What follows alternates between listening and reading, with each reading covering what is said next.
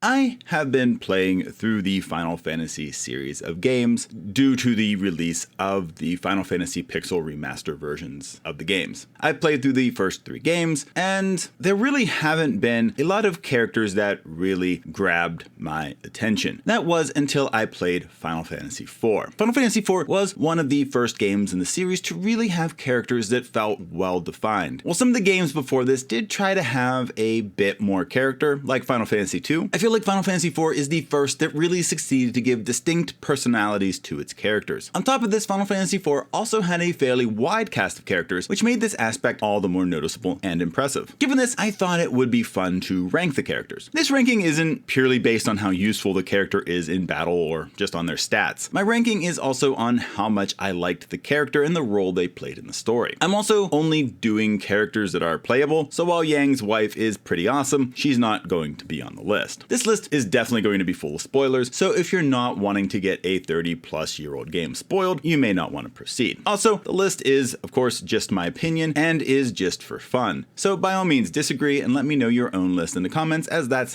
half the fun in doing lists like this. That said, let's get to the characters. Now, before I get to the proper list, there is one character I want to give an honorable mention to. He joins your cause, and you do see him fight in a battle in a playable character sprite, but you never get to actually control him. And that honorable mention goes to Golbez. For much of the game, Golbez is the main antagonist. He's a looming threat that always seems one step ahead of you. He has an amazing sprite as a boss and awesome theme music to boot. You learn later that Golbez is actually under the control of the real main antagonist, Zemus. Golbez is also revealed to be Cecil's brother, so there's kind of a surprise dynamic with that. After being freed from the control of Zemus, Golbez joins Fusoya to take down Zemus and right the wrongs that he was forced to commit. Unfortunately, Golbez is an example of a character that is awesome as a villain, but does very little as a hero. Even his character sprite pales in comparison to the awesomeness of his boss sprite. Overall, Golbez is still a great villain and a great character overall. While his redemption at the end maybe feels a bit forced with the whole mind control thing, you're actually Cecil's brother and all that stuff going on, Golbez is still a memorable character and one that I can't help but mention here. Moving on from the honorable mention, we get to the list proper, and at number 12 we have Fusoya. Fusoya is a Lunarian mage who is mainly a source of late game information about the Lunarian race and the main threat of Zemus. While he's great as this source of in-game exposition, he also decides to join you, and he's not quite as great in that role. The problem is that Fusoya just doesn't feel that good compared to your other characters at that time. He feels super squishy and is easily killed. He has a limited amount of MP and just kind of stats in general. While it's nice to have a 5th party member during this time, he's just so very underwhelming for a supposedly strong character. He also just doesn't really stay in your party that long. You go through the Giant of Babel with him, and then he's off with Golbez trying to finish everything on their own. It just feels like a big brush off after everything the party has been through up to that point. Fusoya just feels a bit tacked on and underwhelming as a playable character and as part of the story as a whole. Moving on to number 11, I have Edge. Now this may be a controversial placement, but I really found myself not enjoying Edge as a character in my recent playthrough. He's a very late game addition to the roster, not as bad as Fusoya, but still pretty late compared to the rest of the cast. Edge is the ninja prince of Eblan on a mission of vengeance against Rubicante in particular. Rubicante has destroyed Eblan Castle, and Edge believes that he has also killed his parents. This story of vengeance is a decent introduction to Edge, but he's such an irritating character full of bravado and ego, I just never found myself warming up to him all that much. Probably also doesn't help that he tries to flirt way too much with Rydia, which I can understand on some levels, but at the same time he's just really obnoxious about it. So yeah, that doesn't help him either. I think part of the problem with him is that it just felt really weird to have him be one of the final 5 characters in your party. I would have much rather had someone like Yang see things through to the end than have Edge come in and just join late and, hey, I'm now part of the final 5. Edge doesn't even feel quite as powerful as some of the other characters like Yang. He's definitely, I would say, the worst of the final 5 in terms of like damage output and just kind of versatility and things like that. I guess the fact that he was a ninja was supposed to cover up the fact that he just wasn't a very enjoyable or useful character. At number 10, I have Edward. Now, I know that Edward isn't by any means a strong character to have in your party. Even so, I don't think he's as bad as he's made out to be, at least for when you actually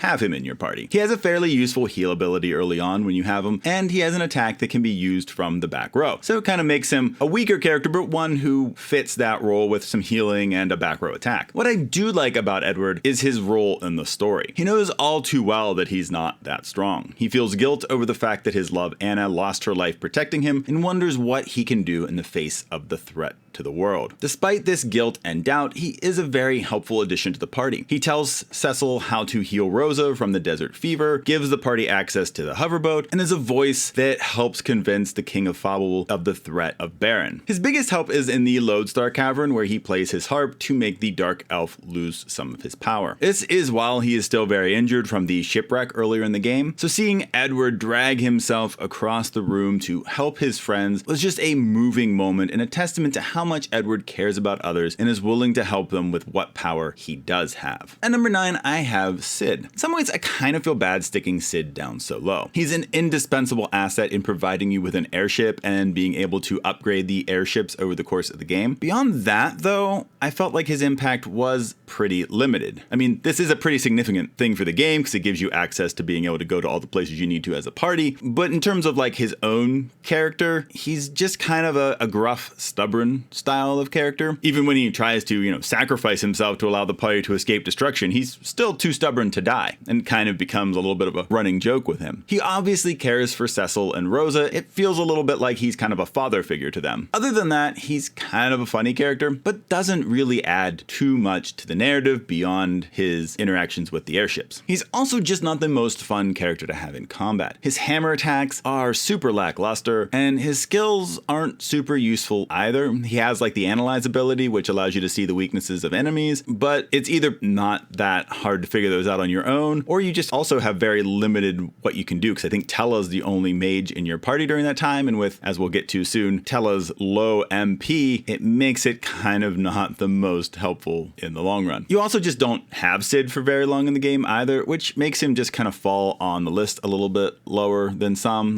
because not only do you not have him very much, but he just doesn't seem to make the impact in the party that some of the other ones do, who are also in the party for only a shorter period of time. At number 8, I have Tella. You meet Tella fairly early on in the game, and when you do, he's a powerhouse of magical ability, far outclassing Rydia at this point. He's super helpful navigating the waterway to Damsion. Sadly, when you next have him join your party, he's not nearly as impressive. This is mainly due to his extremely low MP. He may learn all kinds of spells, but with such low magic points, he's just really not able to let loose and be nearly as good as he should be. Now, Tella is another character that is motivated by revenge. At first, the target of his anger is Edward for causing his daughter to run away and later to be killed when the Red Wings attack Damsion. However, once he learns of Golbez, Tella sets off to find a way to take out Golbez and leaves the party for a while. After Tella remembers all of his old spells and gains access to Meteor while helping Cecil on Mount Ordeals, he's finally able to get the chance to take revenge on Golbez. Unfortunately, Tella's health is such that casting Meteor will be fatal. While this doesn't stop him from casting the spell, he fails in his goal. Golbez is wounded and seemingly severely wounded, but he manages to escape. Tella, on the other hand, passes away realizing that he lost himself in his hate and tasks the party with taking out Golbez. Tella winds up being the only character who actually dies from their act of sacrifice, which wasn't even an act of sacrifice, but more of a willingness to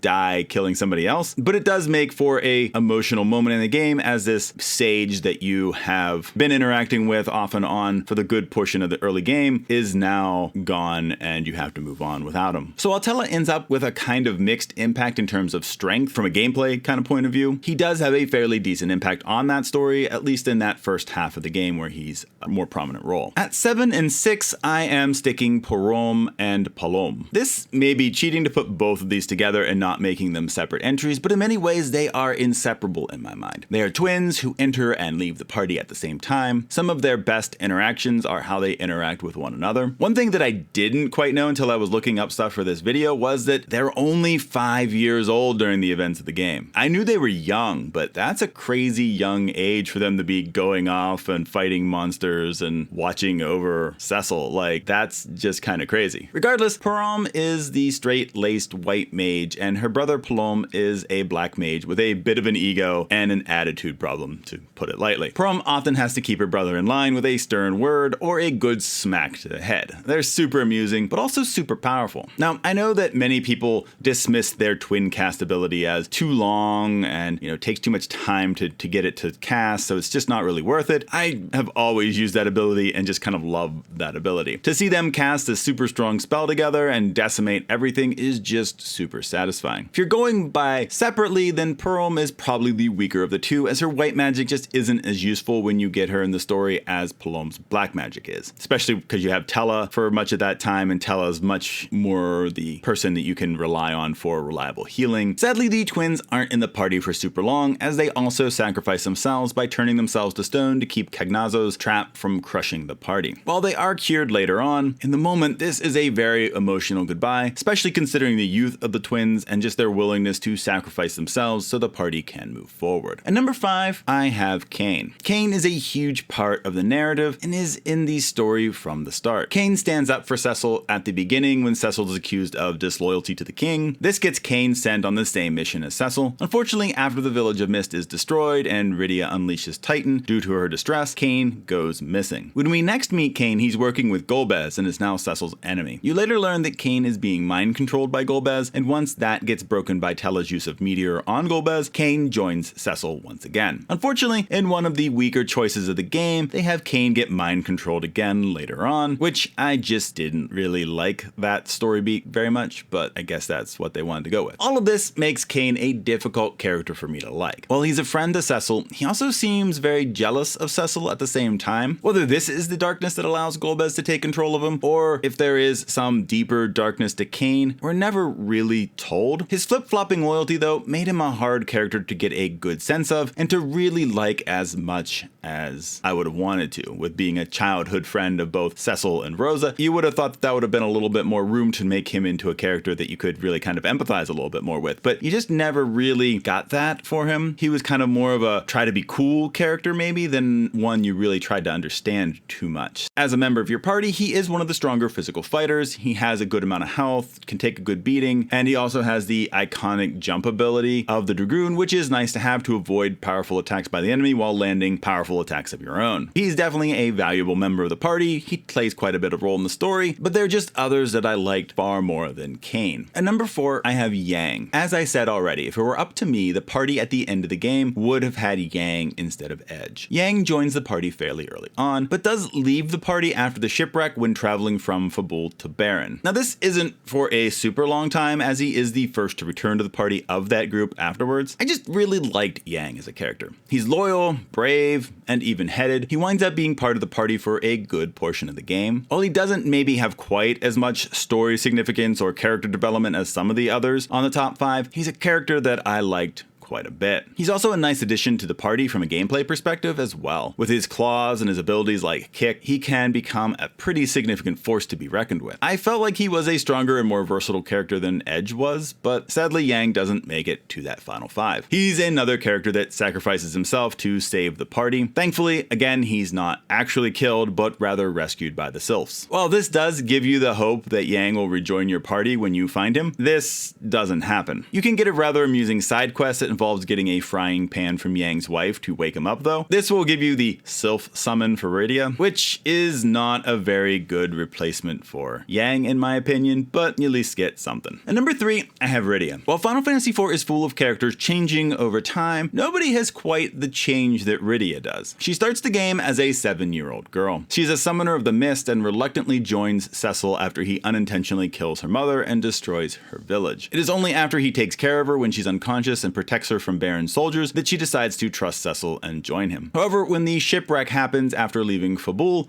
Rydia is lost and feared dead. Much like everybody else who gets into those kind of situations, she does survive and was instead taken to the Feymarch, where time flows quite differently. The Feymarch is the land where all the summons live. It's unclear how old she is though when she returns to the party in the Dwarven Castle, but she is now a young woman somewhere between 16 to 20 years old, I'd say, and is much more adept at black magic and summoning than when she left. Rydia is just a strong character who presses on despite what she's lost. I loved it when she made her dramatic return blasting Golbez with the Mist Dragon summon. It was an epic moment and also a confusing one seeing how much she had aged and you're like, who is this character and is that really Rydia? Like what happened to her? Rydia is an amazing magical damage dealer with her summons and her black magic. She can decimate foes pretty easily once she gets access to the high level black magic and the strongest summons of the game. Her story has tragic beginnings, but she's a welcome member of the party and is proof that the Summoners of the Mist were definitely a threat to the plan of Golbez. And number 2, I have Rosa. While Rosa doesn't join the party right away, she is a character you see from the very beginning. She's the love interest of Cecil and worries about him after his return from Mysidia. After Cecil doesn't return from his mission to the Mist, Rosa sets out after him. She winds up ill with desert fever, but Cecil, Rydia, and Edward are able to heal her using the Sand Ruby or Sand Pearl, depending on which version you're playing. After that, Rosa joins the party and is only absent for the time after Golbez and Kain capture her and hold her hostage. Once rescued, Rosa is a main party member that stays until the end. She's an amazingly powerful healer and can even actually do decent damage with her skill as an archer. It's honestly really nice to have a white mage who can also kick some butt in combat when needed. While you may not need to use Rosa in that way too often, having that extra versatility is nice. Rosa's kindness and desire to help out Cecil, even when it means putting herself into harm's way, makes her a great character and a great match to Cecil's own kindness and desire to do what is right, kind of no matter the cost. She's also the first love interest in a Final Fantasy game, and I really enjoyed kind of having that love interest aspect of Final Fantasy II when I first played it, but Final Fantasy IV, and it kind of made an impact on me, and I feel like it still holds up quite well overall all these years later. And at number 1, I have Cecil. Probably not too surprising to see me stick Cecil at the top of the list. He is the main protagonist and the driving force behind the story, and you're following him from the very beginning. It's really enjoyable watching Cecil transform from a reluctant Dark Knight to a paladin. It's just such a fitting transformation for Cecil, as he seems to care too much to truly embrace the darkness needed to be a Dark Knight. You see this from the very beginning that Cecil strives to do right. He isn't happy with the orders that the king gave him in Mysidia and what he's done there, and even just I feel like what he winds up unknowingly doing to the Village of the Mist. It kind of haunts him and causes him to turn his back on the kingdom he grew up in and served willingly. His journey is quite fun to go through. It's a journey that starts with him just questioning the orders of his king, like, why are we doing this thing that does not seem right? And ultimately spirals